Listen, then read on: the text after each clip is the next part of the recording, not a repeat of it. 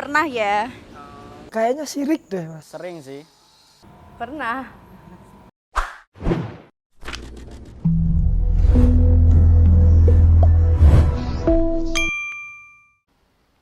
Assalamualaikum warahmatullahi wabarakatuh. Bersama saya Zaki Dosar Muhammad. Alhamdulillah kita bisa berjumpa kembali, temu sapa kembali di program Tanya Ustadz. Pada kesempatan kali ini kita akan menilik dan melihat, bahkan menonton terkait apa itu dosa. Mari kita tonton.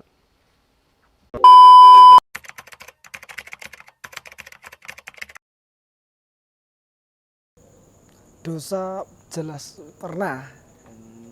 Kalau saya pastinya pernah sih. Mungkin menurut saya setiap manusia sih pernah ya. Pernah, Mas? Pernah. Sering sih. Kalau itu ya saya pribadi pernah. Pernah.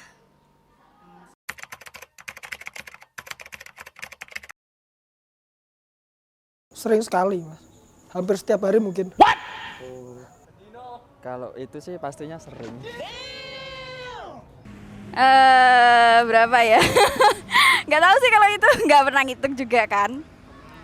Gak kehitung soalnya ini. Hampir tiap detik.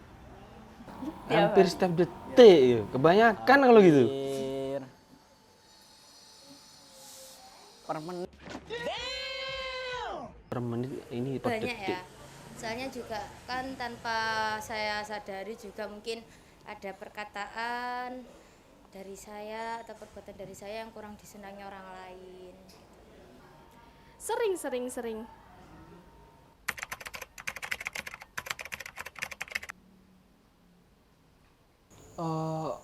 Menyakiti hati orang lain. Subhanallah. Meninggalkan sholat sih, Mas. Meninggalkan salat. Kalau perbuatan dosa yang saya sering lakukan itu salah satunya meninggalkan sholat, Mas. Allah. Berbohong kepada kedua orang tua. Per menit tuh kayak kadang-kadang nyakitin orang lain dengan kata-kata yang kotor gitu, Mas. Pernah berkata kotor terhadap orang tua. Tapi itu dulu. Astagfirullahaladzim. Sekarang udah enggak. Ke orang tua ya. Berbohong.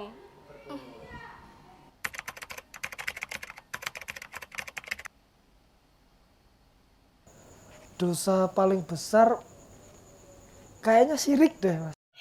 Bang. Iya. Ya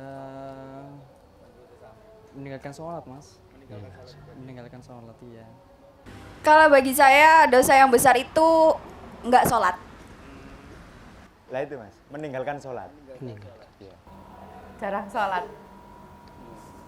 Itu kalau saya itu sering, menurut saya yang besar itu mah yang nggak sampai sekarang dilakukan itu nonton video. Nonton bokep. Astagfirullahaladzim. Oh my God! Wow! Meninggalkan sholat pernah. Mewakili para lelaki semua di Jagat Raya.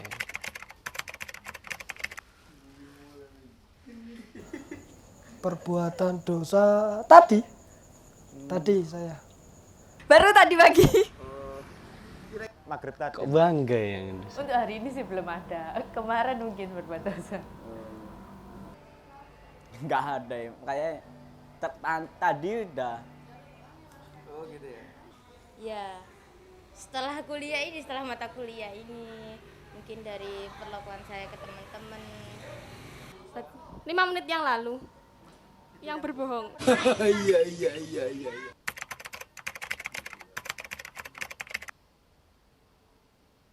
Kadang itu di luar keinginan kita juga sih, Mas. Tiba-tiba kita ngelakuin itu aja gitu, tiba-tiba. Yang nggak tahu, ya saya juga sadar kalau habis ngelakuin itu ternyata dosa. Nggak sadar sih kayaknya, karena kan tidur gitu. Sambil merem kalau gitu ngelakukannya. Alasan saya kenapa kok tidak, salah satunya mengkodok ya, Mas, kalau ketinggalan waktu. Itu karena ketidaksengajaan saya. meninggalkan sholat? Keadaan sih, karena kalau kita nggak berbau sama orang tua itu kadang juga membahayakan nyawa kita. Astagfirullah. Mosok kate dipateni ya wong tuamu le. Keimanannya kurang ya Mas. Ya kalau yang soal menyakiti perasaan temen, itu kan saya tidak sengaja. Jadi secara tidak sengaja saya juga nggak tahu kalau misalkan ucapan atau perbuatan saya itu menyakiti mereka. Sedangkan untuk yang orang tua itu mungkin dari pengalaman dulu itu karena terbawa emosi. Terpaksa, Mas. Ya, demi kebaikan. Oh, demi kebaikan. Iya, demi kebaikan. Menurutnya Mbak?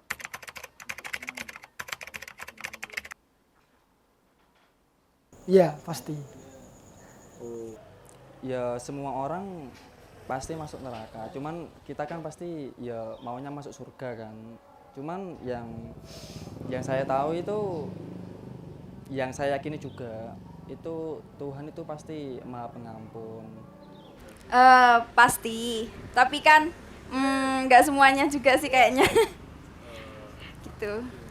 Kalau masuk neraka pasti Mas. Tapi ada kata kuncinya, karena kita hamba Nabi Muhammad otomatis masuk surga, walaupun dicuci. Enggak, karena Allah Maha Pemaaf dan Maha Pemurah. Saya sering lihat di ceramah-ceramah itu Mas, pasti untuk pembersihan dosa gitu katanya. Tapi kita pasti masuk surga juga. Alhamdulillah. Masuk neraka cuma pembersihan katanya Mas. Nggih. Pasti nggak mungkin enggak. Tapi kan kalau dari pelajaran yang saya pelajari semasa di pondok dulu, pasti kalau orang berbuat dosa itu pasti akan masuk ke neraka.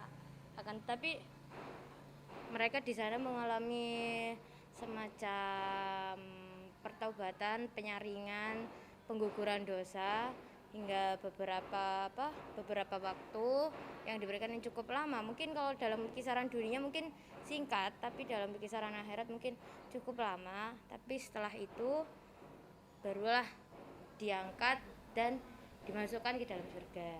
Alhamdulillah. Kan Allah Maha Pemaaf, bisa bertobat. Jadi nggak selalu orang yang berdosa akan terus berdosa gitu, Mas.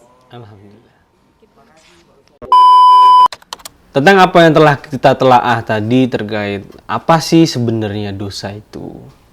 Terus, akankah apa yang kita lakukan secara sengaja atau tidak sengaja ini sebenarnya melahirkan dosa atau tidak? Maka kita sebagai umat manusia tidak akan pernah luput dari sebuah dosa. Kullu bani adama khatta'un wa khairul khatta'ina at-tawwabin. Maka di sini sudah jelas bahwasanya setiap insan dimanapun berada pasti memiliki kesalahan dan bahkan bisa melahirkan dan mendaratkan sebuah dosa kepada kita. Tapi yang terpenting adalah bukan tentang dosa yang kita miliki, tapi tentang bagaimana kita bertaubat. Bagaimana kita menyadari itu dan kemudian berikrar untuk tidak mengulangi itu kembali. Nah, ini yang sahabat-sahabat yang harus kita garis bawahi, bahwa dalam melakukan apapun kegiatan kita di dunia, pasti kita tidak akan luput dari namanya sebuah kesalahan, bahkan dosa. Maka menurut Imam Ghazali dalam kitabnya ada 3 perkara tentang yang namanya dosa. Dosa yang pertama yaitu dosa meninggalkan rukun-rukun dalam Islam, contohnya meninggalkan sholat, meninggalkan puasa, meninggalkan zakat. Cara mengatasi dosa-dosa yang telah kita lakukan kepada rukun ini yaitu dengan mengkodoknya atau menggantinya di waktu yang lain. Yang kedua yaitu dosa antara kita dengan Sang Pencipta. Seperti di kitab Al-Qur'anul Karim, ya ayyuhalladzina amanu innamal khamru wal maisiru wal ansabu wal azlamu rijsun min amalis syaiton fajtanibuhu Ini perkara-perkara di mana kita diperintahkan oleh Allah Subhanahu wa taala fajtanibuhu, yaitu kita menjauhinya. Fajtanibuhu adalah tentang bagaimana kita menjaga diri kita agar kita tidak melakukan perkara ini. Karena perkara ini adalah perkara antara kita dengan Sang Pencipta. Karena ini adalah peraturan dari Allah Subhanahu wa taala. Dan apabila kita sudah terlanjur melakukan hal-hal yang telah dilarang oleh agama, seyogyanya kita meleburnya, yaitu dengan apa? Dengan bertaubat. Esensi dari taubat yaitu tadi, bagaimana kita berikrar dan meminta maaf kepada Allah dan berjanji untuk tidak mengulangi itu kembali. Yang terakhir yaitu dosa-dosa yang kecil, seperti secara tidak sengaja mengatakan perkataan kotor, tidak sengaja mendengarkan orang berbicara kotor, tidak sengaja masuk ke masjid dengan keadaan yang tidak suci atau dalam keadaan junub. Maka itu masih bisa kita antisipasi. Contohnya yang berkara kotor kita antisipasi dengan membaca ayat-ayat Allah dalam Al-Quranul Karim tadi. Yang selanjutnya yang masuk ke masjid dalam keadaan bersih, habis itu membersihkan diri dan kemudian berdiam diri dalam masjid dalam keadaan suci dan beribadah kepada Allah Subhanahu wa taala. Innal hasanati yudhibnas sayyiat.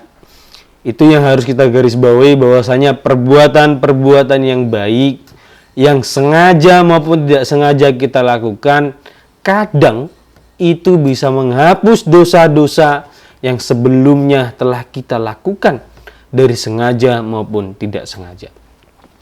Maka sahabat-sahabat sekalian, intinya adalah bukan kita selalu mengingat dan reminding tentang dosa, tapi bagaimana kita selalu membentengi diri kita untuk melakukan hal-hal yang baik. Jangan pernah menjadi bosan menjadi orang baik. Kita harus selalu bersyukur istiqomah dalam sebuah kebaikan. Karena hakikatnya kita dilahirkan dengan tujuan yang baik, maka kita seyogyanya husnul khotimah dengan keadaan yang baik juga. Terima kasih, semoga bermanfaat. Wassalamualaikum warahmatullahi wabarakatuh.